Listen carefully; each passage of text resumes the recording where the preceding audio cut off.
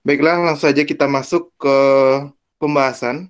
Yang pertama kita lihat penelitian itu apa gitu kan. Jadi penelitian itu sebuah proses kegiatan mencari kebenaran terhadap suatu fenomena atau masalah yang terjadi dengan cara sistematis. Di sini bisa kita ambil ya beberapa kata yang menjadi poin penting di sini. Pertama ada proses kegiatan. Jadi penelitian itu kita melakukan sebuah kegiatan gitu. Kegiatan yang mana kita memecahkan atau mencari suatu kebenaran dari suatu masalah gitu. Masalah atau fenomena yang terjadi. Nah, itu nanti yang akan kita tentukan judulnya yang mana yang bagus untuk penelitian kita. Lalu yang masalah tadi disusun dengan cara sistematis. Sistematis ya dimaksudkan di sini mungkin teman-teman tahu semuanya ya. Bahwasanya sistematis itu yang seperti terstruktur, yang ada latar belakang, eh, pendahuluan, di dalamnya ada latar belakang, ada rumusan masalah, teori, nanti ada analisis, lalu kesimpulan, daftar pustaka. Itu yang disebut dengan sistematis gitu, terstruktur. Jadi nanti penelitian itu ada struktur-strukturnya gitu kan. Jadi untuk melakukan sebuah penelitian, kita itu harus tahu dulu eh, fenomena atau masalah apa yang akan kita jadikan sebagai judul penelitian kita gitu. Ya, di sini ada teknis dalam pemilihan judul penelitian. Yang pertama, kita itu harus pahami bidang yang diminati gitu. Misalnya, sekarang jurusannya apa gitu kan. Misalnya, saya kasih contoh dari sastra gitu kan. Dari ilmu budaya. Di ilmu budaya itu misalnya ada sastra Indonesia. Di sastra Indonesia itu ada pembagian lagi. Misalnya, sastra, budaya, dan linguistik. Jadi selama di sini ada yang mau S2 atau S1 semuanya? Mungkin bisa dibalas di chat aja ya. Ada yang S1 atau yang mau S2 atau mau tamat. Ini penelitiannya untuk S2 gitu. Ya, jadi sambil saya menjelaskan, bikin aja itunya di chatnya. Saya mau ambil judul penelitian S2 gitu misalnya atau S1 gitu. Nah, jadi di sini ya untuk penelitian ini bidang yang diminati itu yang paling utama yang menurut saya yang paling penting gitu. Karena kenapa? Bidang ini agak itu ya. Sebenarnya ini tergantung dari kita sih sebenarnya. Di mana apa ya? Sense kita di mana nih bidang yang cocok bagi gue misalnya gitu kan. Nah, jadi ini nih yang benar-benar yang harus kita pahami betul yang sesuai dengan kemampuan kita gitu. Jangan kan bidang itu banyak kan pembagian yang untuk penelitian itu. Jangan sampai gara-gara teman kita masuk ini lalu kita coba-coba ikut ikut itu gitu kan. Jangan sampai gara-gara teman kita ikut-ikutan. Jadi nanti penelitian kita itu bisa jadi ya nanti gagal gitu kan karena kita ikut-ikut teman. Jadi bidang yang kita minati itu kita tentukan dulu. Misalnya yang tadi itu kan di bagian tadi sastra, budaya dan linguistik. Misalnya kita udah cocok nih dengan linguistik gitu kan. Lalu di linguistik ini kan banyak lagi pembagiannya. Misalnya ada uh, di linguistik itu ada kayak pragmatik, semantik, ada fonologi gitu kan, dan lain-lain. Jadi misalnya kita ambil pragmatik. Pragmatik itu ada lagi pembagiannya, ada tindak tutur, ada kesopanan dan lain-lain gitu. Nah, jadi di situ kita bisa memastikan kalau misalnya oh ini rasa-rasanya yang kayaknya tindak tutur ini menarik nih gitu kan. Nah, jadi kita ambil dulu oh ini kayaknya saya akan mengambil nih uh, tindak tutur aja sebagai penelitian kita ke depannya gitu. Setelah kita paham betul dengan bidang kita ini, misalnya tadi itu ya tindak tutur, atau kalau misalnya di biologi misalnya kan, ya mungkin bisa di next aja dulu di slide berikutnya. Nah, jadi misalnya ini ya, jadi kalau misalnya ini contohnya kalau misalnya di luar negeri, ini kan ada ini, eh, profesor dan bidang-bidang kajiannya. Jadi kalau misalnya kita nggak tahu bidang kajian apa ya yang cocok di jurusan kita, dan kalau misalnya kita rencana mau S2, jadi bisa juga kita planningkan dari sekarang. Misalnya ini, Profesor Yamaguchi Yasushi itu kan, bidang kajiannya tentang art observation. Nah, jadi mana tahu kita tertarik dengan bidang itu, ya kita ambil aja itu di S1, nanti kita lanjutkan di S2 penelitian dengan bidang seperti itu gitu. Ya mungkin bisa di next lagi, itu contoh di Departemen Art and Environmental. Lalu ini misalnya contoh di bidang linguistik gitu kan. Jadi kok misalnya linguistik ini kan banyak bidangnya gitu kan, yang mana yang cocok ya gitu kan. Jadi kalau misalnya penelitian-penelitian yang biasanya yang S1 itu udah banyak yang seperti itu kan, biasanya banyak tuh penelitian-penelitian yang mirip gitu kan. Jadi di sini bisa kita lihat beberapa linguistik yang baru lagi gitu kan. Jadi dari hal ini kan contoh kecil aja gitu kan, bukan spesifik. Jadi ini bidangnya misalnya linguistik typology. Jadi misalnya kita, oh kayaknya typology ini bagus nih untuk dijadikan penelitian kita gitu kan. Mana tahu nanti mau lanjut S2 nggak lebih gampang lagi karena kita kalau bisa S2 itu sejalan dengan S1-nya. Karena rata-rata kalau misalnya tujuannya ke luar negeri itu lebih bagusnya sejalan dengan S1-nya gitu. Karena kalau misalnya berbeda lagi itu akan susah jadinya karena kita kayak mulai dari nol lagi gitu kan. Ya mungkin bisa di next lagi. Ya misalnya ini. Jadi kalau misalnya yang tadi bidang itu masih belum juga ditemukan gitu kan. Apa yang cocok dan apa yang menarik. Lalu kita bongkar-bongkar aja di website ini, contohnya di Jepang ya. Tapi kalau mau dilihat di negara lain juga boleh. Kayak gini. Jadi di web setiap kampus itu ada list profesor dan staf pengajar di fakultas tersebut gitu. Jadi bisa kita lihat ini profesor ini Kenichiro Ishida ini misalnya gitu kan. Dia meneliti tentang diversity and evolution of photosynthetic protists gitu kan. Nah, jadi misalnya tuh bagian biologi gitu kan. Oh kayaknya ini bagus nih gitu kan tentang alga gitu. Jadi kalau misalnya kita aplikasikan ke jurusan kita kayaknya bagus gitu kan. Nanti kita lanjutkan ke S2-nya gitu. Kebetulan oh di kampung saya juga banyak tuh alga misalnya kayak gitu.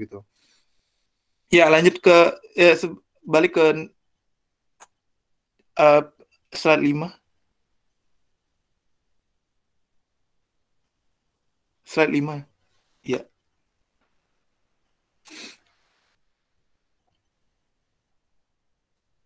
Balik lagi 4 sebelumnya. Iya.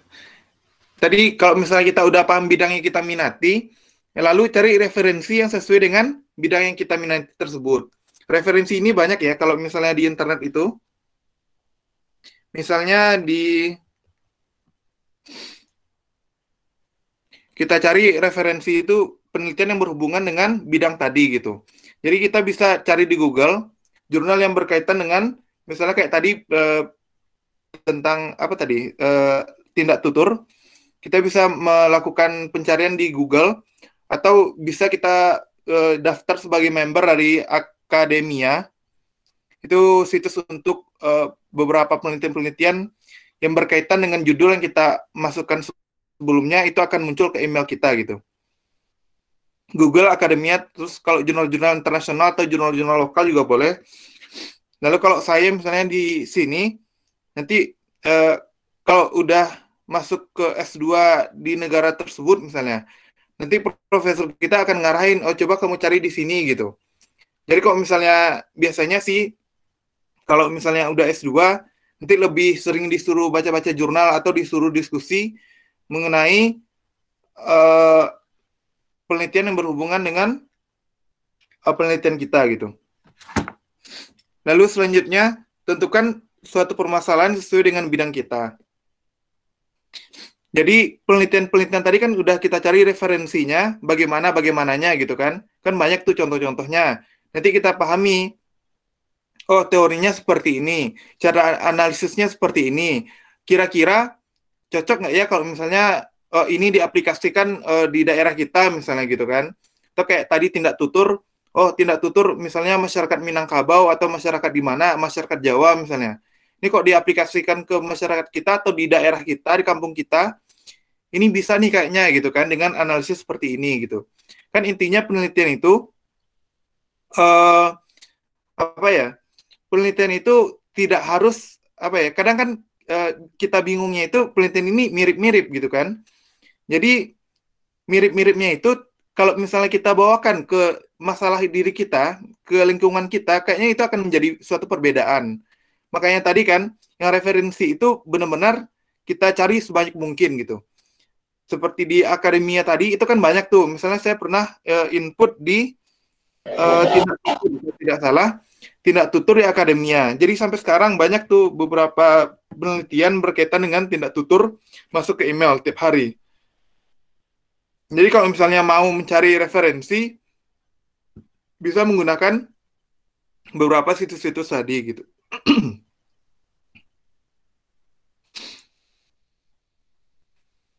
Lalu selanjutnya, cari topik yang dianggap mampu dikerjakan dalam waktu tertentu. Jadi di sini kita harus tahu ya bagaimana kita misalnya sekarang, ini banyak kan, kayak misalnya S1 semester 7 misalnya. S1 misalnya gitu kan. Kita harus tahu sekarang ini kita tinggal berapa tahun lagi sih atau berapa lama lagi kita akan menyelesaikan penelitian ini gitu. Jadi di sini kadang dilemanya kita terlalu itu ya perfeksionis. Jadi kita mau ini penelitian kita pertama dan terakhir, jadi maunya yang bagus gitu kan. Tapi kita tidak memikirkan bahwasanya ini tidak akan selesai kalau misalnya jatah kita itu tinggal setahun lagi gitu.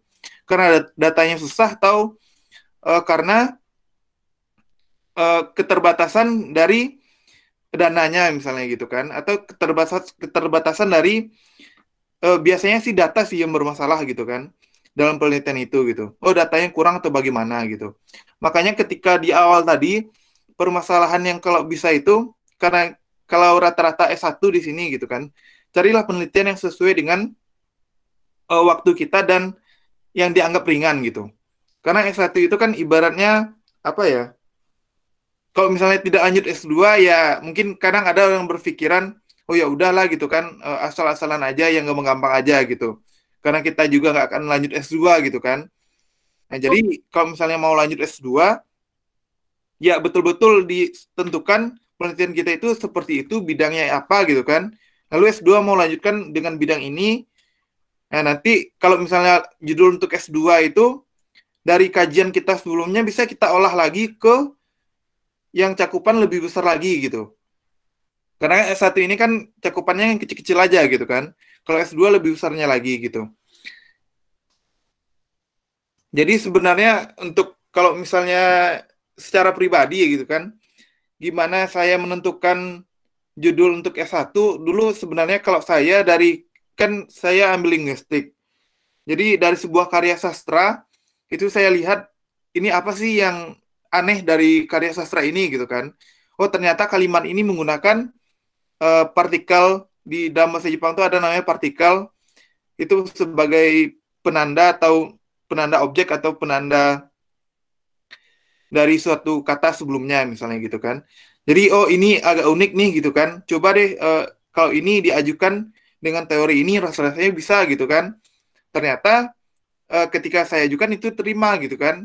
Ya saya ajukan lalu datanya ya dari karya sastra tersebut aja gitu. Karena sebelumnya saya baca-baca itu terlalu banyak gitu kan. Jadi karena kebetulan orang belum membahas yang itu, karena kita bisa mencari kan di Google, ada nggak yang membahas tentang penelitian seperti ini gitu. Ternyata yang dicari-cari nggak ada gitu kan.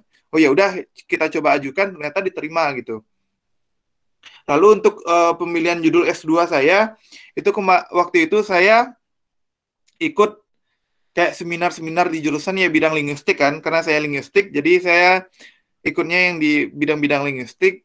Jadi kebetulan ada salah satu dosen mempresentasikan tentang bagaimana penggunaan personal pronoun di dalam Al-Quran kalau tidak salah, perbedaan pokoknya antara Al-Quran dan bahasa Jepang itu, penggunaan personal pronoun, kata ganti orang. Nah, jadi dari seminar tersebut saya terinspirasi, oh ini kayaknya kalau digabung ke bahasa Jepang kayaknya cocok ini gitu kan. Makanya saya ajukan itu sebagai judul S2, ternyata diterima sama profesornya gitu. Oh iya nggak apa dengan judul ini gitu kan. Karena jarang juga orang meneliti seperti itu misalnya gitu kan. Karena perbandingan gitu. Lalu yang sumber data tadi. Lalu selanjutnya sumber data penelitian. Sumber data penelitian ini yang tadi itu kalau misalnya kita masih S1, ya cari yang sumber data itu yang dekat-dekat kita gitu. Jangan sampai kayak memakan biaya yang terlalu banyak. Mungkin untuk yang saintek datanya kan dari penelitian-penelitian di laboratorium, dan itu yang dijadikan. Kalau misalnya sosial kan biasanya penelitian lapangan atau angket atau apa gitu kan.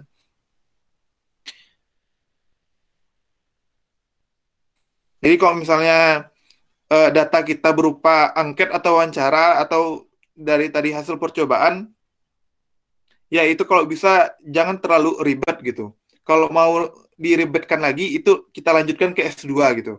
Misalnya ini topik kita ini agak terlalu luas nih gitu kan. Kan nanti dosen pembimbing kan akan mengarahkan kita ke oh ini kamu lebih bagus membahas mengenai ini gitu kan. Kamu kan masih S1, biasanya kan rata-rata dosen kayak gitu kan. Jangan terlalu susah katanya kan. Ini kamu lanjutkan aja ke S2 atau gimana gitu kan. Nah, jadi kalau misalnya kita udah ada peluang kayak gitu lanjut S2, ya udah kita jadikan yang penelitian awal kita itu yang kita mau itu jadikan itu penelitian S2 nantinya gitu. Intinya masih berkaitan dengan penelitian S1 gitu. Ya untuk teknis itu ya, teknis secara umum ya. Secara umum. Sebenarnya banyak lagi sih teknis-teknis pemilihan penelitian itu. Ini versinya saya gitu. Mana tahu nanti teman-teman ada lagi dapatkan teknis cara yang baru gitu kan. Tapi biasanya kita atau sebagai mahasiswa S1 itu biasanya ya dari kajian-kajian senior yang udah ada, lalu kita ubah-ubah dikit misalnya kayak gitu kan, apa yang harus diubah atau bagaimana gitu.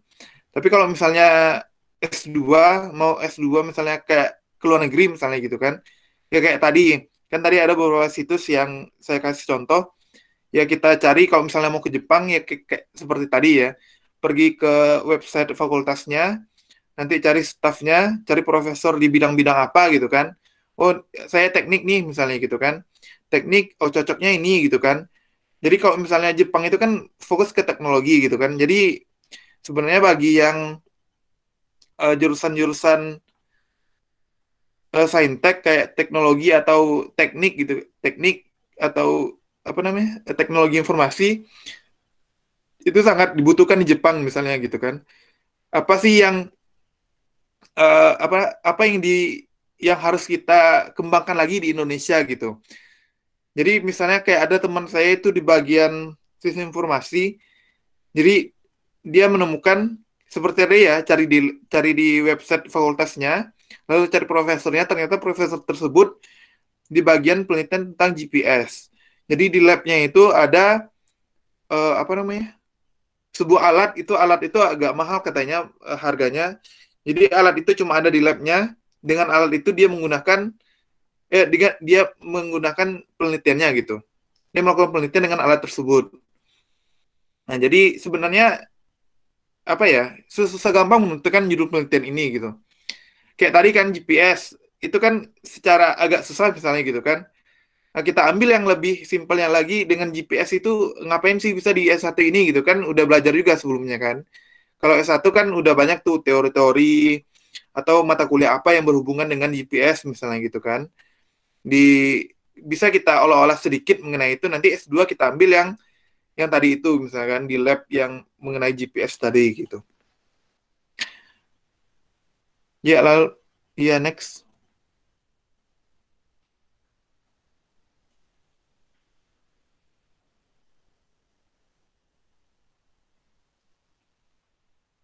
Next di halaman 8 ya. Slide 8. Lalu selanjutnya ada faktor yang dapat mempengaruhi kegagalan dalam penelitian terhadap judul yang diambil. Yang tadi yang telah saya sampaikan, kadang kita ini ya jadi kadang kita ini itu ya gimana, ini karena penelitian kita yang pertama, jadi kita itu merasa oh ini harus bagus nih, harus perfect gitu kan. Jadi jangan sampai keperfeksionisan kita itu menjadi pengaruh dalam penelitian kita gitu. Jadi kita mengambil judul ini misalnya yang A ini gitu kan, pengaruh terhadap ini gitu kan. Lalu saking perfectnya kita itu lupa bahwasanya kita itu harus selesai dalam waktu lima bulan lagi misalnya gitu kan, atau setahun lagi. Padahal dengan judul seperti itu kita butuh waktu 2 tahun lagi seharusnya gitu kan nggak mungkin. Nah jadi kita harus benar-benar ya agak menurunkan ego lah di sini gitu kan. Ya kadang kan tipe orang itu ada yang terlalu gimana ya, bukan terlalu pintar sih, tapi terlalu ambisius orangnya gitu kan. Oh ini harus perfect nih gitu kan sesekali bikin apa namanya karya karya seumur hidup gitu kan mau diabadikan di perpustakaan kampusnya gitu.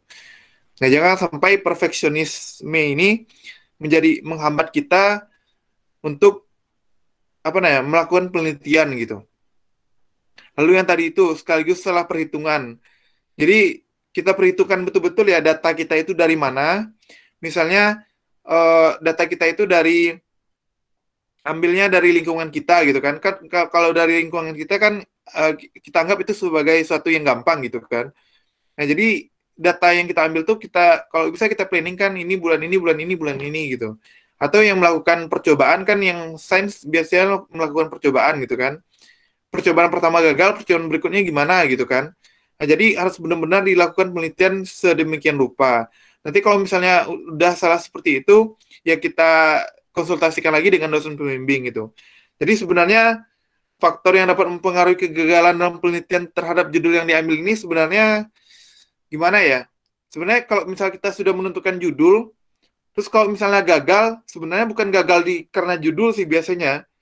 Biasanya orang gagal penelitian itu pertama ya karena faktor-faktor di luar dari itu, bukan karena judulnya gitu. Jadi di luar dari itu misalnya ini kita ini terlambat nih apa namanya terlambat memasukkan judul misalnya gitu kan, bukan karena judulnya tapi karena kita terlambat memasukkan judul misalnya atau kita terlambat terlalu lama nih menentukan judulnya gitu kan, atau karena faktor kondisi keluarga kita misalnya gitu. Nah, jadi hal-hal seperti itu yang kadang ya menghambat penelitian gitu dan malas misalnya gitu kan. Penelitian ya jadi kadang teman pun berpengaruh gitu kan. Misal teman kita lagi malas-malasnya atau teman kita udah wisuda, kita tambah malas, nggak ada teman lagi mengerjakan skripsi gitu kan. Nah, jadi itu salah satu pengaruh dari kegagalan melakukan penelitian. Bukan gagal sih, agak lambat jadinya penelitian kita gara-gara itu gitu. Tapi kalau misalnya yang judul-judul tadi ya kayak keadaan lingkungan. Jadi sebenarnya kenapa keadaan lingkungan saya masukkan di sini? Ini sebenarnya ini curhatan pribadi saya sebenarnya. Karena penelitian saya yang S2 ini dari bulan April tahun ini itu saya kayak itu ya, apa namanya? Banting setir. Awalnya kan tadi perbandingan seperti tadi karena data di Jepang nggak bisa diambil, terpaksa saya mengubah penelitian itu di bulan April. Ya, ya bulan April saya mengubah penelitian karena kalau misalnya tidak saya ubah, penelitian saya nggak akan selesai dan nggak akan wisuda misalnya gitu. Nah, jadi kayak COVID ya, misalnya penelitian kita udah planning nih ini gitu kan, bulan ini mau ambil data ini gitu kan.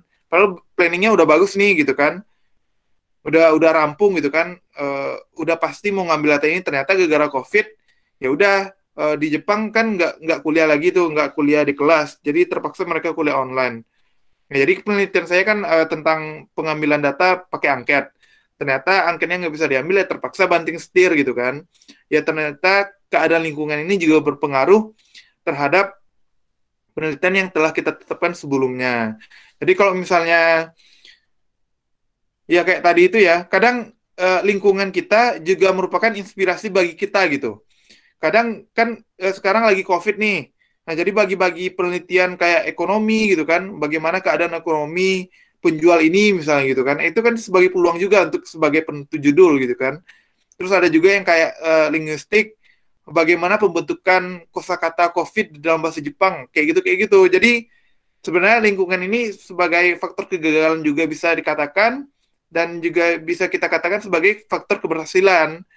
Karena judul-judul banyak gara-gara lingkungan kita gitu kan. Seperti COVID ini. Jadi gimana ya? Jadi faktor yang dapat mempengaruhi ini saya rasa ini aja gitu. Karena ini tergantung diri kita sebenarnya sih. Tapi rata-rata orang yang faktor yang dapat mempengaruhi kegagalan terhadap judul yang diambil ini biasanya sih nggak ada gitu kan. Biasanya. Karena biasanya yang gagal ini gagal melakukan penelitian, ibaratnya karena dia malas atau gimana gitu kan. Lama-lama dia berhenti kuliah, berhenti dari itunya, nggak jadi mahasiswa lagi gitu kan. Karena lama-lama dia jenuh atau gimana gitu kan, nggak sinkron dengan dosen pembimbing, penelitiannya yang gagal, bukan judulnya gitu kan. Rata-rata seperti itu sih. Banyak banyak yang gagalnya di penelitian, bukan karena judul yang telah diambil gitu. Tapi kalau misalnya dikaitkan dengan judul yang telah diambil ya gara-gara tadi juga gitu kan. Gara-gara terlalu perfeksionis, ya gagal itu kita terlalu perfect, akhirnya kita ya kayak tadi kan banting setir jadinya ubah ubah itu lagi apa namanya ubah penelitian lagi gitu kan karena nggak mungkin dikerjakan itu gitu atau dikurangi atau bagaimana gitu terus keadaan lingkungan tadi gitu kan ya mungkin demikian aja yang dapat saya sampaikan ya karena tema saya ya segitu aja sih dikembalikan ke moderator.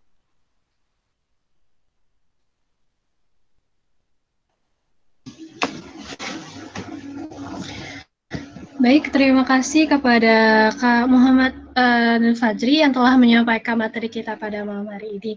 Ya, teman-teman, materi kita makin menarik ya untuk kita bahas.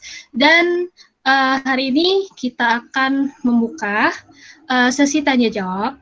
Dan sesi tanya-jawab ini akan ada 2 termin ya, teman-teman. Jadi, termin pertama, saya buka untuk 3 orang penanya dan termin yang kedua peserta yang bertanya silahkan ketik di room chat Google Meet ya yaitu izin bertanya atau langsung menghidupkan mikrofon ya untuk bertanya. Dan peserta yang bertanya silahkan untuk menyebutkan nama, asal, dan pertanyaannya. Baik, termin pertama saya buka, silakan kepada peserta yang ingin bertanya. Dari Karlinda Linda. Assalamualaikum, selamat malam Kak. Selamat malam Kak, moderator dan teman-teman sekalian. Izin bertanya, sejauh ini bagaimana perbedaan dalam melakukan penelitian di Indonesia dan di Jepang, Kak? Lalu apakah di Jepang lebih mudah atau tidak, Kak? Terima kasih, Kak Aji. Terima kasih, moderator dan teman-teman. Silakan kepada Kak Muhammad Fajri untuk menanggapi pertanyaan tersebut. Ya, untuk pertanyaan dari Karlinda ya. Ya, Karlinda Ya. asal Muara Bungo. Jadi, sebenarnya kalau misalnya penelitian, itu Jepang sangat, ya kalau kita bandingkan dengan Indonesia sangat jauh ya perbedaannya ya. Karena kalau misalnya di Jepang, kalau kita udah masuk di universitas di Jepang, sensei yang bertanggung jawab dengan kita akan, apa ya, lebih peduli lah dengan kita gitu kan. Beda dengan di Indonesia, karena saya S1 dulu, karena mungkin rata-rata S1 itu, ya tipe dosennya ya terserah mahasiswanya mau lapor atau enggak gitu kan. Ya terserah gitu kan. Karena itu kan kemauan kita kalau S1 gitu. Kitanya yang melapor cari-cari dosennya sibuk ini segala macam gitu kan. Oh saya nggak bisa ini segala macam gitu. Minggu depan baca skripsi kita aja tunggu 1 bulan, 1 minggu setelah kita masukin ke dosennya gitu kan. Tapi kalau di Jepang, ketika kita melakukan penelitian, ini contohnya misalnya dari sosial dulu ya, misalnya saya biasanya kalau sensei, kan kalau misalnya di sini kan dosen itu dipanggil sensei gitu kan. Jadi sensei itu pasti ya tiap minggu itu ada jadwal rutin untuk kita konsultasi gitu. Jadi setidaknya dalam waktu, jadi kita itu ditargetkan per minggu atau per 2 minggu, misalnya, oh kamu ini baca ini jurnal, nanti kamu presentasikan ya berapa minggu kamu bisa katanya. Jadi karena saya sama sensei pakai bahasa Jepang, karena dan jurnalnya pakai bahasa Jepang, berapa lama nih bisa gitu kan.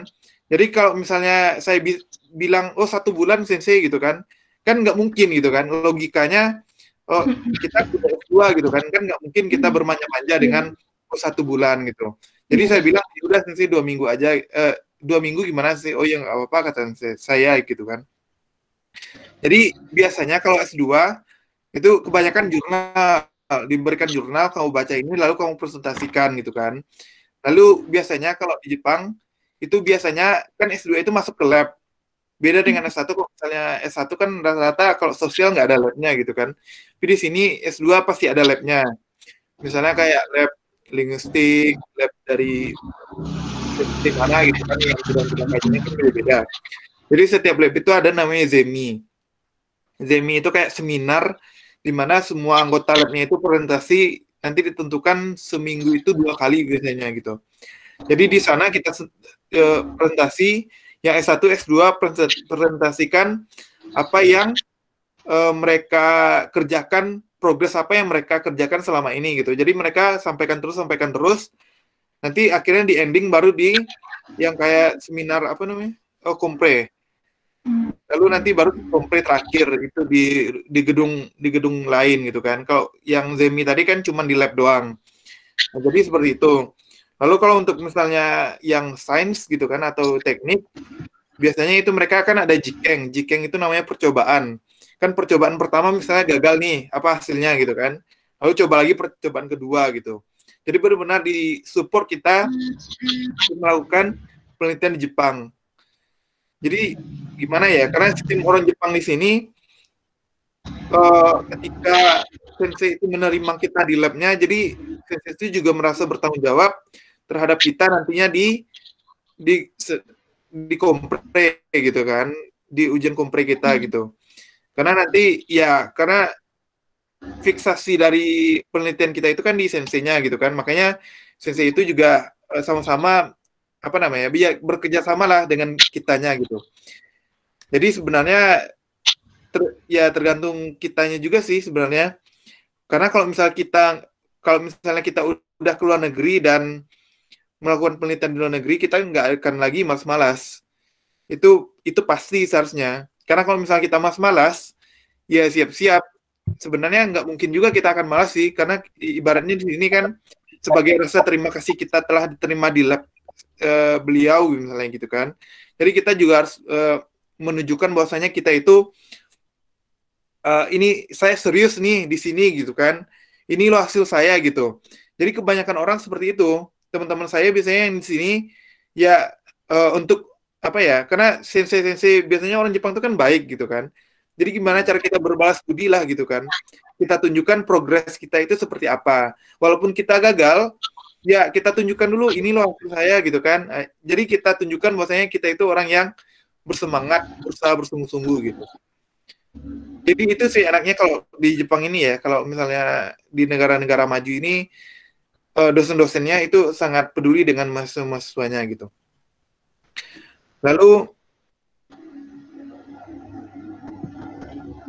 ya itu aja ya, karena itu ya perbedaan di penelitian di Indonesia dan di Jepang. Kalau di Jepang itu ya tadi itu senseinya itu lebih ke menargetkan perkembangan kita per minggu atau per berapa gitu. Kalau misalnya jurnal kan nanti kalau misalnya jurnal bahasa Inggris ya kan nggak mungkin pakai translatean gitu kan. Mungkin seminggu disuruh baca atau berapa jurnal tergantung senseinya sih. Kalau misalnya senseinya lebih bersemangat lagi, kamu baca nih 3 jurnal misalnya gitu kan.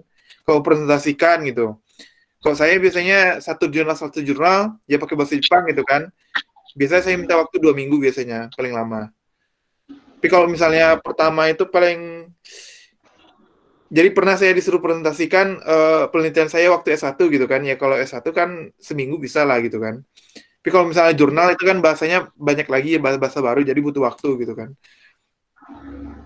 Jadi seperti itu. Intinya kalau di Jepang itu lebih senseinya sih ibaratnya kita ke senseinya sih yang merasa apa namanya ya. Ya berbalas budi lah gitu kan karena kita udah di labnya ya dengan penelitian itu kita berbalas budi kan. Ya seperti itu sih. Jadi kembalikan. Ya, itu ya ada tanggapan dari Kak Muhammad Nur Fajri. Mungkin kepada saudari Karlinda Linda, bagaimana? Apakah jawaban dari Kak Muhammad Nur Fajri sudah cukup? Atau ada yang ingin ditanggapi? Baik, cukup ya. Kita lanjut pertanyaan kedua, Kak. Ini dari Saudara Ami Fahmi. Assalamualaikum Kak. Saya Siti, izin bertanya. Apakah judul penelitian yang kita minati harus sesuai dengan kuliah kita saat ini? Silakan Kak. Dari Prisi ya, dari Unimus. Dari Siti. Jadi, dari mana? Siti. Ya, seharusnya bukan itu ya, judul penelitian dari sesuai dengan kuliah kita saat ini. Sebenarnya kuliah itu kan sebenarnya memberikan arahan aja gitu kan. Misalnya kayak tadi, misalnya oh ini loh linguistik, ini loh bagian-bagiannya gitu kan. Oh ini loh contoh-contoh kalimatnya misalnya gitu kan. Lalu ini loh apa namanya? Kan kalau kita kuliah itu kan cuman materi-materi yang diberikan oleh dosen. Bukan spesifikasi dari penelitian gitu kan. Kalau S2 rata-rata dosennya mengajar, kalau di sini ya, penelitian mereka yang S3 itu kadang mereka jadikan sebagai bahan untuk kuliah gitu. Nah, jadi karena S2 ini kita nggak ada lagi ambil-ambil judul kan, karena kita mengapply apa namanya penelitian S2 ini dengan judul, ya jadi nggak ada hubungannya dengan kuliah kita kalau S2 gitu kan. Karena kita kan dari awal kita udah menentukan judul penelitian. Tapi kalau S1 kan gimana ya, judul penelitian yang kita minati harus sesuai dengan kuliah kita saat ini. Karena kuliah itu memberikan materi. Ya, jadi penelitian kita ya harus sesuai dengan kuliah kita gitu kan. Karena kan nggak mungkin ya kita misalnya jurusannya ekonomi gitu kan nggak mungkin kita ambil penelitian kita mengenai agro gitu kan sangat berbeda gitu. Padahal kita inginnya penelitian kita mengenai agro misalnya. Tapi kalau misal kita kaitkan dengan apa namanya agro tadi dengan ekonomi mungkin bisa gitu karena kita mempelajari tentang ekonomi gitu. Ya pasti berhubungan dengan penelitian kita. Ya walaupun tidak secara spesifik karena kan kuliah cuma memberikan materi-materi aja gitu kan. Kalau penelitian kan lebih spesifik dari materi-materi yang telah diberikan tersebut gitu. Jadi kembalikan. Ya, baik. Itulah tanggapan dari Kak Muhammad Fajri ya. Bagaimana dari Saudara Siti, apakah sudah cukup?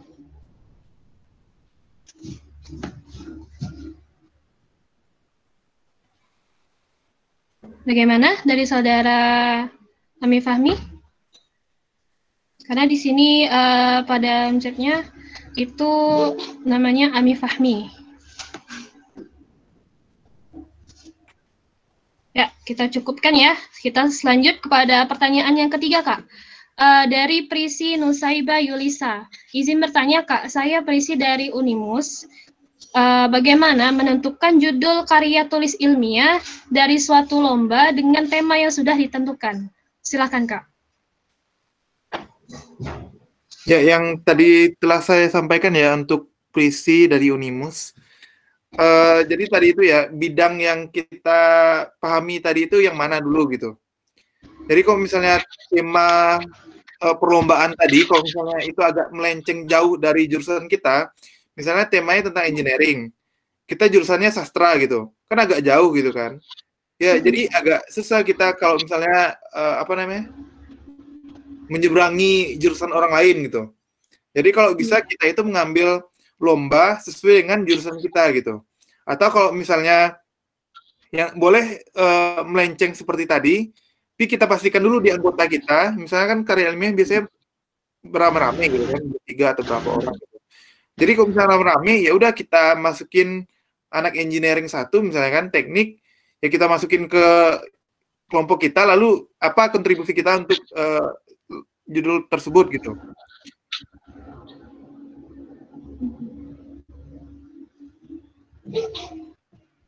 Jadi kok yang tadi itu ya, kalau misalnya kita sudah paham dengan bidang kita, lalu kalau misalnya yang tadi itu ya lomba dengan tema yang sudah tentukan tadi, misalnya temanya apa gitu, misalnya temanya kan cuman kayak budaya misalnya gitu kan, atau apa gitu yang mengenai Indonesia maju atau gimana misalnya gitu kan. Ya kita kaitkan aja misalnya dengan perkembangan zaman sekarang. Jadi sebenarnya kalau karya ilmiah itu kan apa yang terbaru dari sekarang aja. Apalagi namanya suatu perlombaan kan. Perlombaan pasti mencari sesuatu yang menarik dan belum pernah dilakukan sebelumnya. Jadi kalau bisa ya referensi tadi, jadi kita perbanyak referensi lagi yang tadi itu ya di Google atau di Akademia mungkin atau ada lagi yang lain. Jadi bisa kita cari-cari lagi apa sih yang judul yang cocok judul yang cocok untuk tema tersebut gitu. Jadi kita cari-cari lagi, kita gabung-gabung misalkan kita aplikasikan dengan data misalnya di daerah kita. Jadi biasanya judul karya ilmiah dari tema itu kalau kita aplikasikan dari data di daerah di sekitar kita, ya saya rasa itu lebih berkesempatan untuk lolosnya gitu. Karena kan kalau misal daerah kita kan jarang kan peserta itu sama daerah ikut itu gitu kan. Kampung misalnya, kampung ya daerah kita di kampung misalnya gitu. Kan mungkin kita satu kampung sama ikut perlombaan tersebut.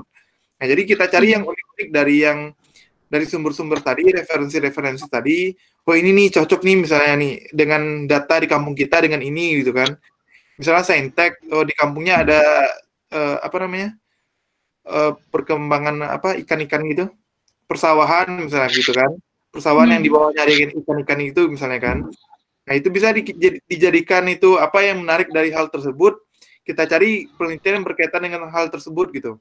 Kita kaji-kaji lagi, terus salah satu caranya supaya kita lolos ya konsultasi dengan dosen. Karena kan dosen lebih banyak tuh itunya referensi teori-teorinya. Ya itulah ya. Jadi kita mahasiswa ini jangan kita bermain-main sendiri aja. Jadi kita manfaatkan dosen-dosen yang misalnya kayak lulusan luar negeri yang banyak jurnal-jurnalnya gitu kan. Kita dekati terus kita tanya, Bu, bagaimana dengan judul ini? Saya ingin ikut lomba dengan ini nih gitu kan. Jadi kalau dosen kan nggak mungkin ditolaknya kan, itu kita gitu. Kalau bisa dengan dosen PA deh gitu kan, pembimbing akademiknya gitu. Atau ya saya sarankan sih kalau misalnya temanya agak melenceng jauh kan nggak mungkin juga gitu kan, pasti yang berhubungan dengan kita juga gitu. Karena kalau melenceng jauh ya agak susah jadinya dengan teori atau bagaimana, karena ini kan judulnya kan karya tulis ilmiah gitu kan, ilmiah. Karena ini lebih ke spesifikasi dari jurusan kita sih seharusnya gitu. Karena kalau kita coba melenceng-lenceng jauh ya susahnya di teori.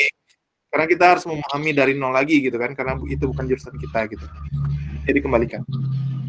Ya, baik. Itu tanggapan dari Kak Muhammad Fajri ya kepada Kak Prisi. Mungkin dari Kak Prisi dan bagaimana? Apakah sudah cukup? Cukup Kak, terima kasih. Iya. Baik Kak, kita lanjut ke termin kedua Kak, sesi kedua. Pertanyaan pertama dari Saudari Lulu Fahrunisa. Izin bertanya, Mas Aji, perkenalkan saya Lulu. Jadi begini Mas, bagaimana cara kita menentukan gap yang jelas dan baik dalam penelitian kita? Apakah nanti gap tersebut harus dituliskan jelas di pendahuluan atau hanya disampaikan secara lisan saja? Mungkin silakan Kak ditanggapi. Ya, terima kasih pertanyaannya Lulu. Jadi gap yang jelas dan baik dalam penelitian kita. Sebenarnya untuk penelitian kita ini ya kita harus menentukan aja ya. Ini gap itu kan batas ya. Batas mana yang jelas dan baik ini dalam penelitian kita. Jadi batas-batas tersebut ya tadi itu kok misalnya kita sudah dapat tema besarnya apa gitu kan. Lalu nanti kan kita bikin tuh di pendahuluannya bagaimana misalnya pendahuluan itu kan kayak latar belakang atau pokoknya secara covernya lah gitu kan, dasar-dasarnya penelitian kita itu kan di pendahuluan semuanya. Jadi itu nanti tergantung sebenarnya yang di dalam pendahuluan itu tergantung dosen pembimbing juga. Kadang kan dilemanya, oh kita udah bikin nih serinci-rinci mungkin gitu kan, biar pembaca paham terhadap penelitian kita. Ternyata dosen pembimbingnya, oh ini terlalu banyak katanya kan. Nanti penelitian kamu terlalu banyak di pendahuluan katanya, analisisnya dikit gitu kan. Pendahuluan mengalahi analisis katanya. Jadi sebenarnya hal ini kalau dituliskan di pendahuluan itu sebenarnya dilema, bisa jadi dosennya meng-ACC atau menolak gitu kan. Terus disampaikan secara lisan, ini tergantung itunya lagi gitu kan. Karena ini namanya penelitian, kita kan nanti presentasi nih. Presentasi ya terserah mau presentasi karya ilmiah atau presentasi komple gitu misalnya. Jadi di presentasi itu terserah kita nanti kalau misalnya tergantung kategori jurusannya juga. Kalau misalnya yang kayak sastra Jepang gitu kan, presentasinya pakai bahasa Jepang gitu kan nggak mungkin disampaikan di presentasi. Kemungkinan nanti dosen yang akan bertanya mengenai gap ini. Biasanya nanti di seminar proposal sih ditanya-tanya ini, biar jelasnya aja gitu kan.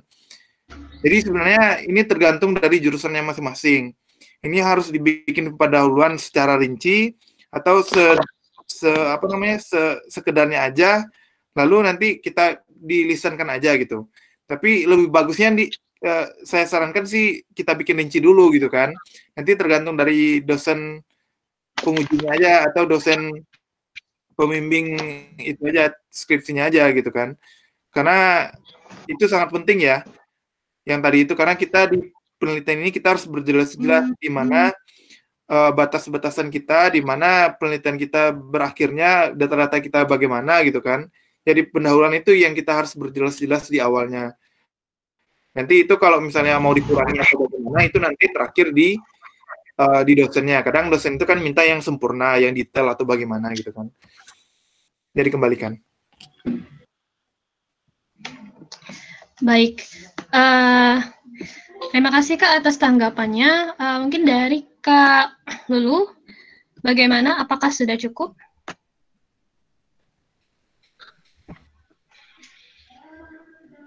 Dari Kak Lulu Fahrunisa? Iya, baik. Selanjutnya ya, dari Saudari Astri Arnamalia. Mungkin silahkan jika Saudari ingin bertanya, langsung di mikrofon saja. Ya, baik. Assalamualaikum warahmatullahi wabarakatuh. Perkenalkan, saya Astri Arnamalia dari semester 5, jurusan kimia di Universitas Islam Negeri Sunan Kalijaga, Mas, Mbak. Jadi intinya pertanyaan saya, bagaimana caranya untuk mencari sumber referensi dengan sampel yang masih sedikit orang meneliti? Intinya kalau misalnya itu kan kayaknya ini sebagai penelitian yang baru ya. Jadi ya, kalau bisa ya, kayak tadi kalau bisa kita coba ke website luar negeri, cari dosen yang berkaitan dengan bidang tersebut. Kalau misalnya ada gitu kan, atau kalau misalnya tidak ada, kan tadi ada beberapa kan yang ditemukan. Nah jadi kalau bisa kita coba hubungi orang yang berkaitan atau cari dosen yang berkaitan dengan itu, kita coba kontak gitu. Bisa nggak ini ya karena saya bukan dari Saintek juga ya, jadi agak itu solusinya mungkin bisa dicari di tadi. Udah dicari beberapa jurnal? Sudah, Mas. Tapi ya itu sampelnya tidak sama. Ini kalau misalnya pakai sampel ini gimana itunya? Biasanya sampelnya itu dari tulang ikan, Mas. Jadi mau buat gelatun dari tulang ikan.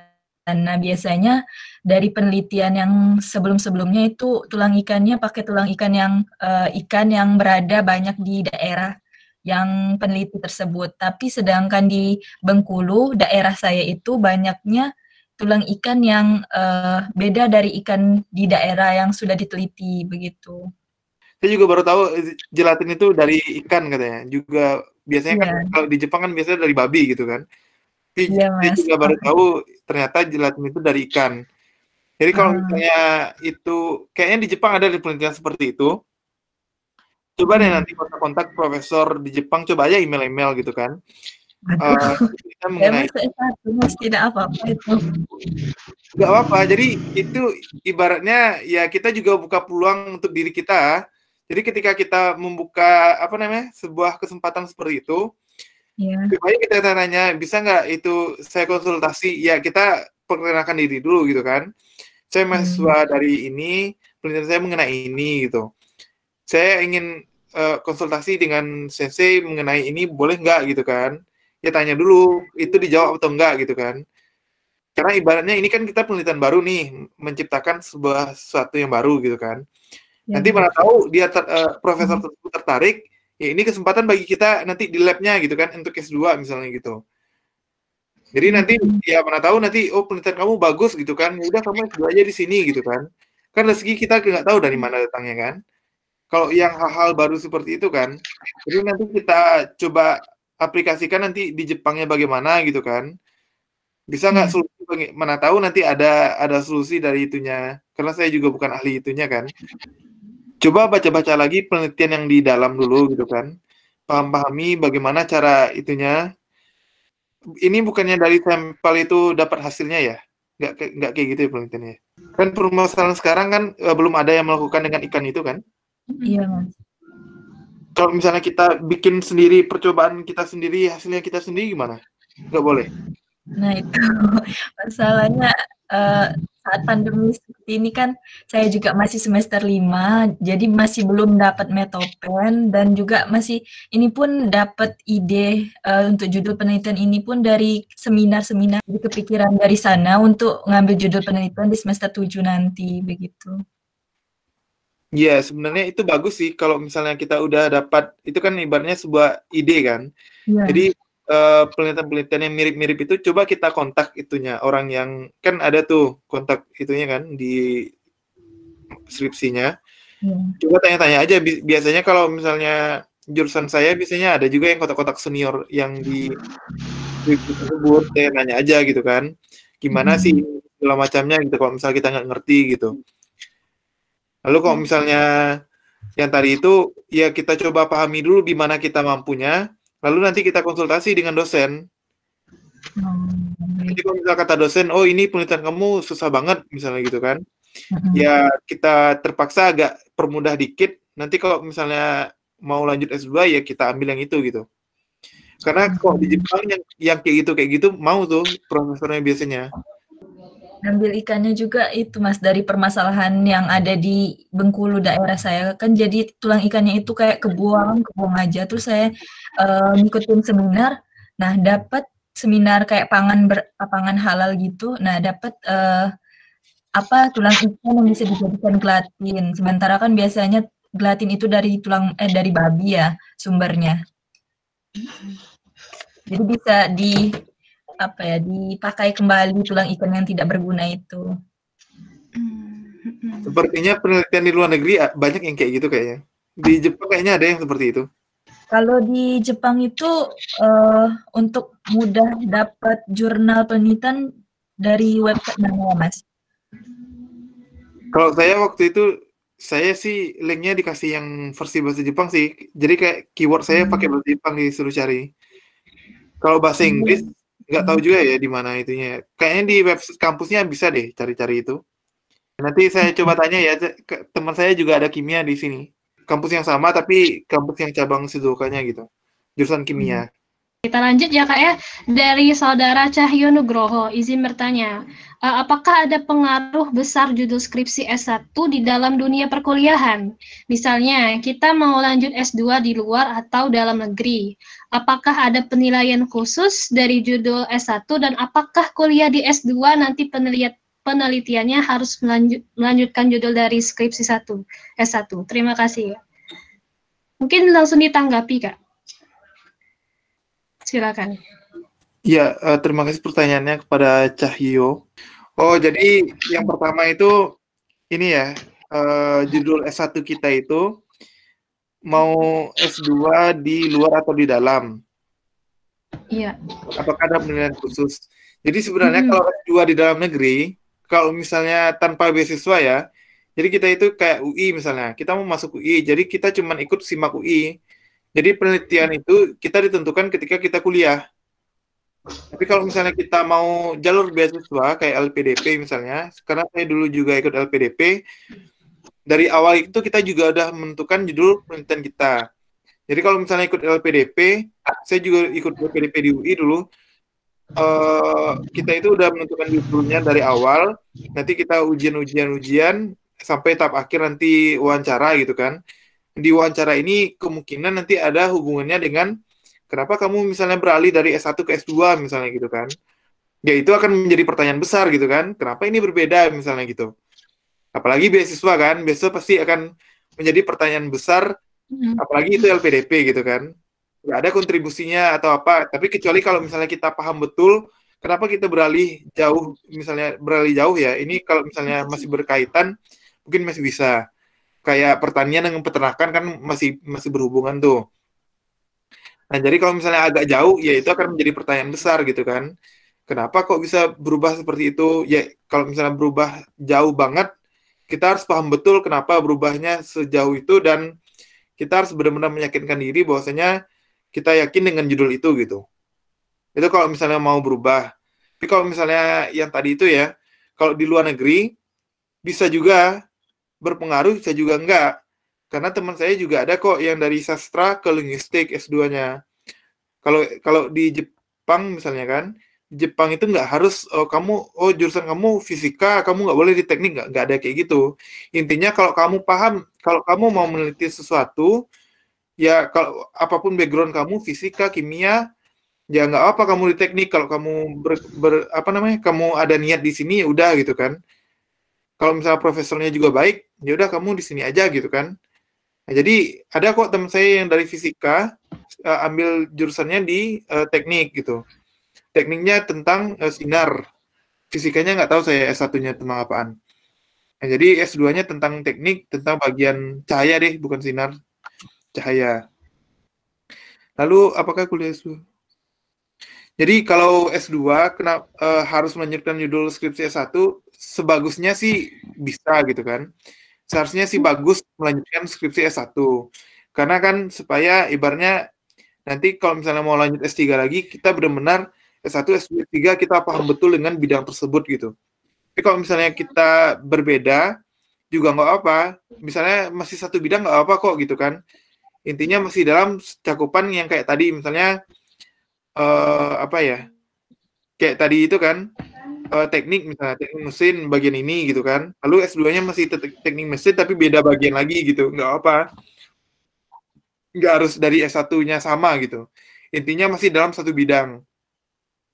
Misalnya dari teknik mesin mau pindah ke elektro kan masih satu bidang tuh. Masih ada kait-kaitannya gitu. Nggak apa kayak gitu. Nggak harus sama. Tapi lebih bagusnya sih ada kaitan yang seperti itu kan. Bidangnya. Yang saya kasih contoh tadi kan contoh bidang-bidang kajian yang kemungkinan bisa kita cari inspirasi di sana lah gitu kan. Mana tahu kita mau lanjut S2 gitu. Bukan dari penelitian S1-nya gitu. Tapi dari bidangnya tadi kita cari inspirasi gitu. Jadi kembalikan. Itu tanggapan dari Kak Muhammad Fajri. Dari Saudara Cahyo, apakah sudah cukup? Ya Allah, sudah cukup, Mbak. Terima kasih banyak jawabannya, Kak. Iya, sama-sama Cahyo. Iya, sama-sama. Baik, pada room chat, Kak, kita masih ada 3 pertanyaan, Kak. Bagaimana? Kita lanjut atau bagaimana? Kita lanjutkan? Iya, lanjut aja. Ya. Dari Saudari Nurbaiti. Izin bertanya, saya Nurbaiti dari Universitas Muhammadiyah Bulukumba. Bagaimana cara kita menentukan perbedaan penelitian kita dari penelitian dari sebelumnya, Kak? Terima kasih. Mungkin silakan, Kak, untuk ditanggapi. Ya, terima kasih kepada Nurbaiti. Jadi yang tadi itu ya, kalau misalnya kita sudah menentukan bidang kita bidang apa, terus nanti kita sudah menentukan referensi-referensinya, kan di referensi itu ada tuh, kita mau ngambil penelitian mengenai, misal kayak tadi kan tindak tutur, kan banyak tuh tindak tutur yang mana gitu kan, teorinya yang mana. Jadi kita cocokin aja, misalnya dia ambilnya teori kan penelitian, kalau misalnya sosial itu kan penelitiannya bisa jadi datanya dibedakan atau teorinya dibedakan dengan data yang sama gitu kan. Jadi kita itu kan aja teorinya sama tapi datanya beda gitu. Karena kan kalau misalnya sosial itu kan cuma membuktikan dari teori-teori yang telah ada gitu. Tapi kalau misalnya yang tadi itu kayak kasus yang teman kita tadi yang kimia tadi, kan itu sebuah penelitian yang baru gitu kan. Penelitian yang baru karena sebelumnya orang meneliti mengenai zelatin dari ikan-ikan yang mana tadi, pokoknya beda dari yang Bengkulu tadi gitu kan.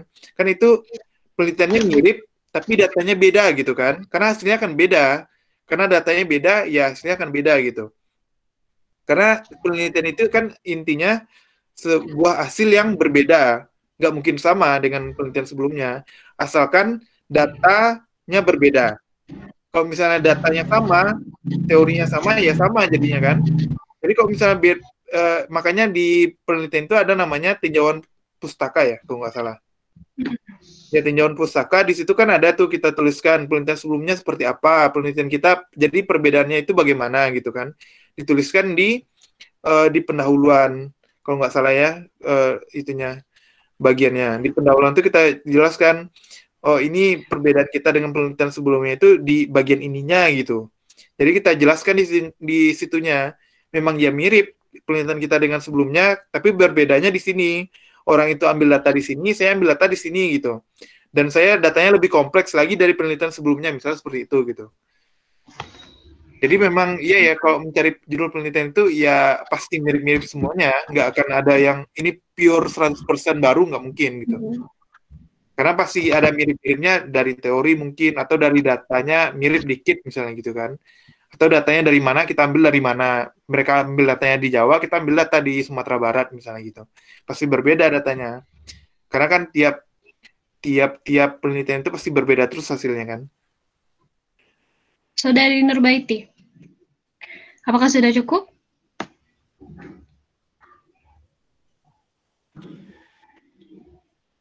Ya, baik, mungkin kita lanjutkan ya Kak ya. Sudah cukup dari pertanyaan Saudari Nurbaiti. Selanjutnya dari Saudari Ranti Permatasari, izin bertanya. Saya Ranti Permatasari dari Muara Bungo, fokus kepada pembahasan kita mengenai judul penelitian. Sesuai dengan yang disampaikan oleh Kak Aji, bahwa tahap awal memilih judul tentunya kita perlu memahami dan menyadari di mana letak ketertarikan kemampuan kita. Katakanlah saat ini kita sudah tahu dan tertarik kepada linguistik, semantik, sinonim. Otomatis yang akan kita cari referensinya adalah berkenaan dengan sinonim. Yang terjadi saat ini adalah sebagian besar judul yang diambil nanti tidak jauh atau sama dengan penelitian sebelumnya. Yang ingin ditanyakan adalah bagaimana cara merumuskan judul yang setidaknya menonjolkan hal yang beda dari penelitian sebelumnya, walaupun sebenarnya dalam ranah kajian yang sama. Silakan Kak, mungkin langsung ditanggapi. Ya, mungkin ini pengalaman pribadi saya aja ya. Untuk merumuskan judul yang setidaknya menonjolkan hal yang berbeda.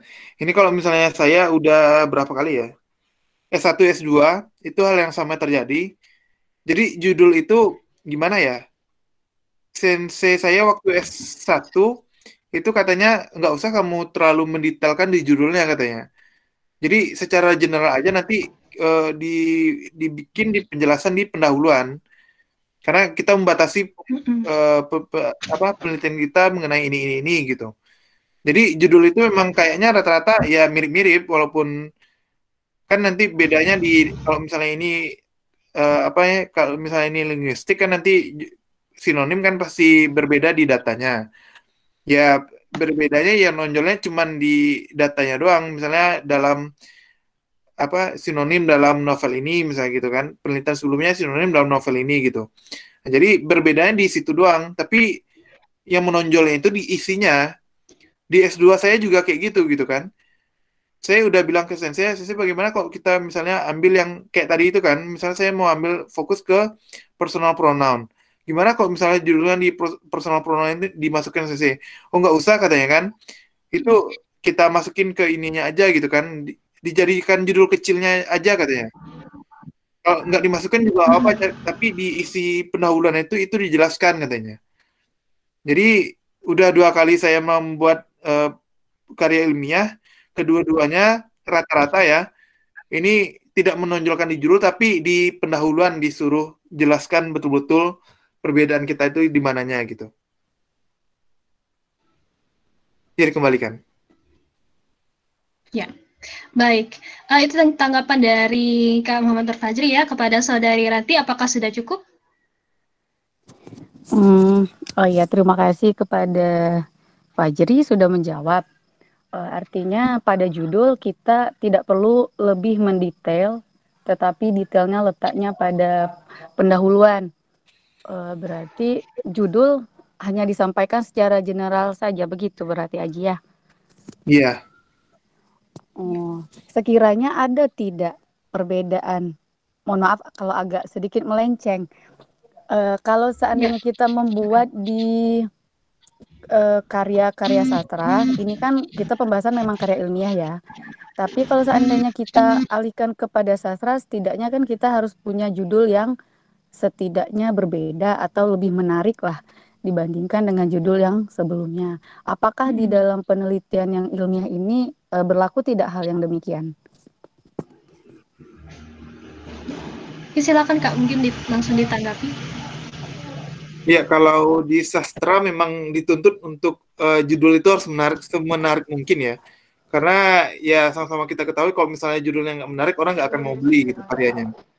Jadi kalau misalnya di karya ilmiah, kayaknya ya, kalau menurut saya pribadi, itu kayaknya tidak harus menonjolkan suatu hal yang gimana ya, yang terlalu menonjol-nonjol kayak gitu. Sebenarnya dari judul kita dan dari sumber data itu sebenarnya udah menarik juga gitu.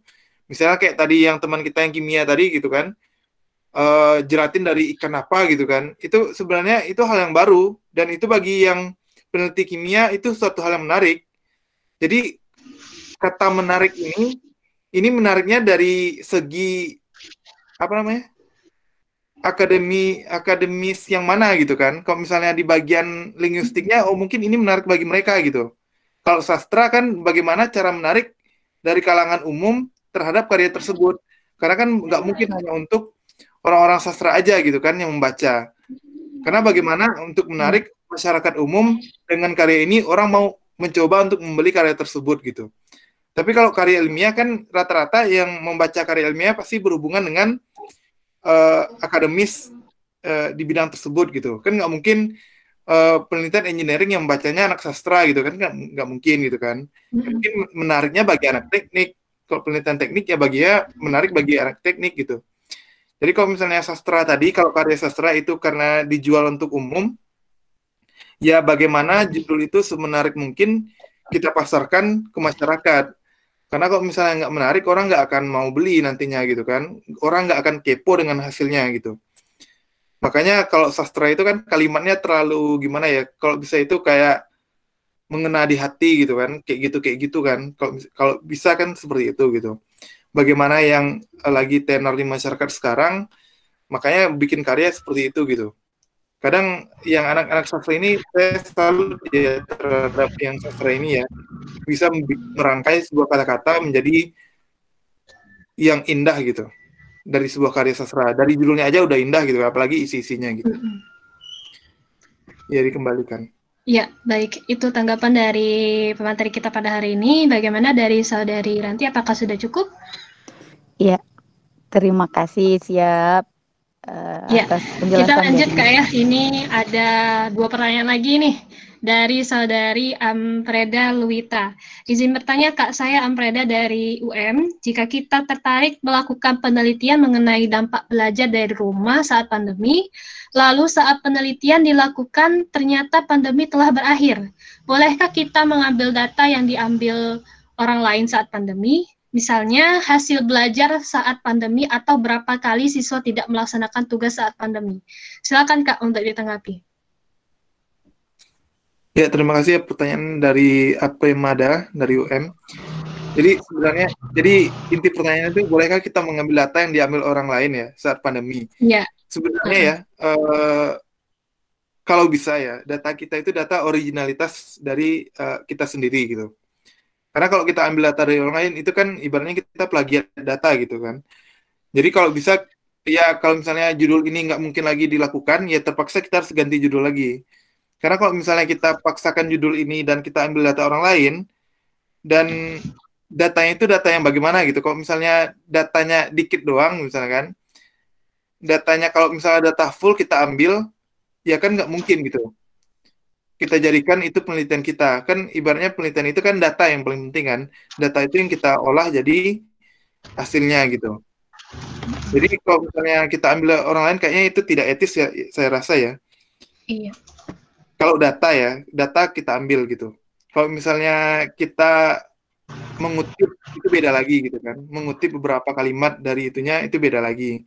Misalnya dia meneliti tentang pandemi itu gitu kan. Lalu kita meneliti tentang pandemi yang ini gitu. Lalu kita ambil beberapa kalimat dari pandemi yang itu, kita pindahkan ke kita, lalu kita bikin tinjauan pustaka daftar pustakanya dari dia gitu. Itu nggak apa. Tapi kalau misalnya data yang diambil saat punya orang lain kita pindahkan ke kita, kayaknya itu nggak boleh gitu. Jadi mau nggak mau kita itu harus ganti judul atau kita ubahlah sedikit bagaimana penelitian kita itu masih tetap di tema yang ini, tapi bagaimana datanya ini diubah gitu. Jangan sampai kita mengambil data orang lain karena originalitasnya yang kita butuhkan di sini gitu. Iya, baik. Itu tanggapan dari Kak Fajri ya. Bagaimana dari Saudari Ampremada? Apakah sudah cukup? Sudah cukup, Kak. Terima kasih. Iya, sama-sama. Kita lanjut kayak ini pertanyaan terakhir dari Saudari Fasrina Hairudin. Assalamualaikum warahmatullahi wabarakatuh. Saya Fasrina, rencana ingin lanjut S2. Kalau misalkan kita sudah dapat masalah yang akan jadi rencana penelitian kita, bagaimana cara untuk mencari dosen pembimbing atau profesor yang bisa sejalan dengan penelitian kita, Kak? Ada nggak sih, Kak, tips dan triks agar proposal kita mudah diperhitungkan dan diterima oleh dosen pembimbing yang akan kita ajukan atau profesor? Silakan, Kak, untuk ditanggapi. Ya, mungkin yang bisa buka slide yang tadi. Yang slide yang website tadi. Ya. Jadi pertanyaan dari Fasrina ini, sebenarnya kalau misalnya kita udah dapat masalah yang akan kita jadikan rencana penelitian, itu sebenarnya bagus gitu kan. Karena kan yang jadi permasalahan kalau misalnya kita mau lanjut S2 kan susah cari judul. Rata-rata orang kan seperti itu. Kalau misalnya kita sudah dapat tema atau masalah yang akan kita jadikan penelitian, ya kita cari dosen yang berkafaah atau dosen yang sesuai dengan bidang tersebut. Ya mungkin yang seperti di PowerPoint yang saya berikan tadi, itu ada contoh-contoh kayak di Tsukuba University atau di Nagoya University, itu ada beberapa profesor-profesor di bidang yang sesuai dengan bidang itu. Karena kan profesor itu kan banyak bidang-bidangnya. Misalnya nih bidang kayak tadi, apa ya? Ini lagi buka filenya. Bisa kayak linguistik, tadi kan banyak tuh. Kayak tipologi misalnya gitu kan. Tipologi. Kita tertarik dengan tipologi nih gitu kan. Atau bagian mana gitu. Ini kan banyak nih nama-namanya. Oh, kita tertarik dengan bagian tipologi tadi kan. Namanya Kaoru Horie. Jadi kita cari aja, kita ketik nama ini di Google. Lalu kita bikin nama kampusnya apa. Kaoru Horie bikin Nagoya University misalnya gitu kan. Enter, nanti keluar. Atau kita bikin Kaoru Horie Nagoya University email, pasti keluar emailnya, karena setiap profesor yang ada di kampusnya itu pasti punya email. Nanti keluar emailnya atau biografi datanya atau website dari lab dari sensei tersebut gitu, atau dari dosen tersebut. Lalu kita coba-coba aja, oh ini cocok nih sama kita, oh ini nggak mungkin gitu kan. Nanti kalau misalnya kita udah ketemu yang cocok, misalnya nih udah cocok nih sama Horie ini gitu kan, yang mau kita teliti itu tentang tipologi misalnya. Ya udah kita coba kontak email. Jadi meng-emailnya itu ya kita juga punya tata krama ya, jangan sampai kejadian-kejadian, ada junior-junior saya sering kejadian ya. Pernah dimarahin malahan waktu S1 kok nggak salah. Jadi mencari LOE-nya itu mungkin terlalu ambisius ya. Jadi ketika kita meng-email profesor, apalagi itu di Jepang, ya jangan kita email terus gitu kan. Jadi kita harus menunggu waktu. Misalnya kita tunggu waktu 2 minggu. Kemungkinan profesor yang bersangkutan mungkin lagi sibuk atau bagaimana, atau lagi ke luar negeri misalnya gitu kan. Karena kan namanya profesor kan mainan mereka itu nggak di Jepang aja misalnya gitu. Pasti mereka akan main-main ke luar negeri dan ikut konferensi internasional. Jadi kesibukan itulah kadang email gitu kan. Bersabar 2 minggu, lalu mana tahu dibalas. Kalau misalnya nggak dibalas, kita kirim lagi. Kalau misalnya nggak dibalas-balas lagi, ya berarti kemungkinan ya nggak bisa di situ gitu kan, karena nggak ada harapan di situ lagi. Ya jangan apa namanya, patah semangat, kita coba cari di kampus lain. Karena kan kita nggak tahu ya rezeki kita itu di mana gitu kan. Kita coba di kampus lain, kita coba email. Pertama perkenalkan diri aja dulu kan. Perkenalkan saya Fasrina dari kampus ini gitu kan. Saya sedang S1 di sini, penelitian saya sekarang mengenai ini gitu kan. Saya berencana mau melanjutkan S2 di lab profesor misalnya gitu kan, dengan penelitian seperti ini.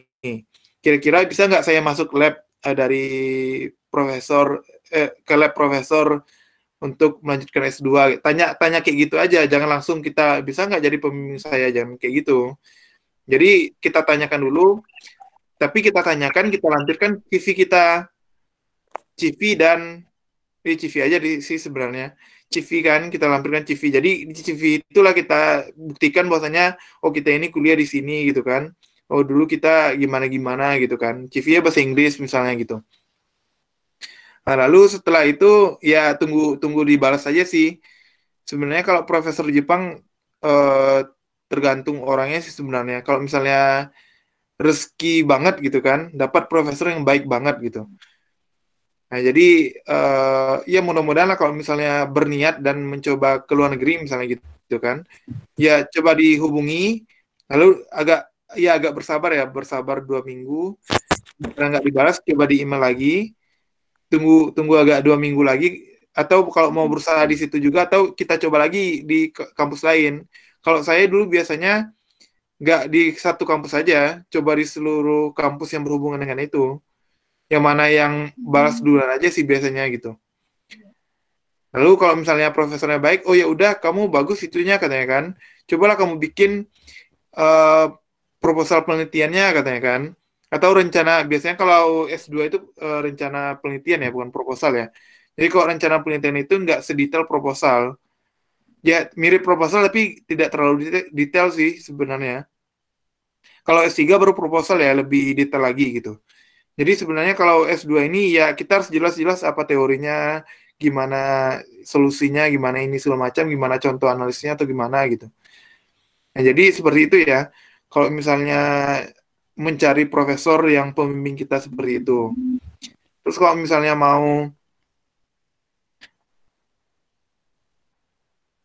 kalau misalnya mau S2 ke luar negeri, ya cari dulu profesornya, nanti tanyakan kalau misalnya udah oke nih kedua-duanya gitu kan, udah sinkron nih gitu kan, sesinya juga membantu, tanyakan bisa nggak saya nanti dapat beasiswa atau bagaimana gitu kan.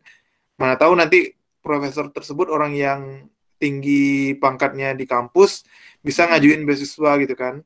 Jadi kita bisa direkomendasikan beasiswa gitu. Ya semoga lah dimudahkan jalannya. Kadang ada juga yang, oh di sini nggak ada beasiswa katanya kan, ya kamu harus bayar sendiri, ada juga yang seperti itu gitu kan. Atau ada juga yang balas, oh nanti kamu datang aja ke sini dulu, nanti di sini banyak beasiswa gitu. Ya udah kita berusaha dulu, kita datang ke Jepang, nanti kita usahakan, sebenarnya kalau kita udah masuk kampus Jepang banyak sih beasiswa gitu. Tinggal lapor di bagian internasional aja. Nah, jadi ya kalau misalnya kita ada niat dan kita bersungguh-sungguh dengan niat tersebut, ya insya Allah ya kita bisa dimudahkan dengan hal tersebut gitu. Ya itu aja sih, dikembalikan. Iya. Baik, itu dari tanggapan dari Kak Muhammad Fajri. Kepada Saudari Fasrina, apakah sudah cukup? Cukup Kak, terima kasih. Iya, sama-sama. Baik, itulah sesi tanya jawab kita pada malam hari ini, dan alhamdulillah ya kita sudah di penghujung acara, dan banyak sekali ya pertanyaan pada diskusi kita pada malam hari ini, dan pastinya teman-teman mungkin juga banyak sekali pertanyaan yang timbul ya. Tapi kita akan kembali diskusi besok, dan yang pastinya judul kita diskusi besok akan lebih menarik lagi, ya. Dan sebelum saya tutup, saya akan membacakan kesimpulan kita pada malam hari ini. Penelitian ini adalah sebuah proses kegiatan mencari kebenaran terhadap suatu fenomena ataupun masalah yang terjadi dengan cara sistematis. Dengan caranya kita harus pahami dulu bidang yang diminati apa, mencari referensi sesuai dengan bidang yang diminati, temukan suatu permasalahan yang sesuai dengan bidang yang kita tentukan, mencari topik yang dianggap mampu dikerjakan, tentukan sumber data penelitian, dan juga faktor pada penelitian ini sangat banyak ya, salah satunya perfeksionisme, salah perhitungan, dan juga keadaan lingkungan. Ya, saya mengucapkan terima kasih kepada Kak Muhammad Nur Fajri yang telah bersedia menjadi pemateri kita pada malam hari ini. Dan saya mewakili Inspirasi Malam mengucapkan terima kasih juga kepada Kak Muhammad Nur Fajri dan juga kepada teman-teman yang sudah hadir pada malam hari ini. Dan jangan lupa ya untuk teman-teman melakukan resum ya setelah diskusi hari ini, dan nanti langsung mengisi resumnya pada link yang sudah dikirimkan di grup WhatsApp. Ya. Saya selaku moderator mohon maaf apabila ada salah kata. Kepada Allah saya mohon ampun. Saya akhiri, wabillahi taufiq wal hidayah. Wassalamualaikum warahmatullahi wabarakatuh. Sampai jumpa di diskusi selanjutnya.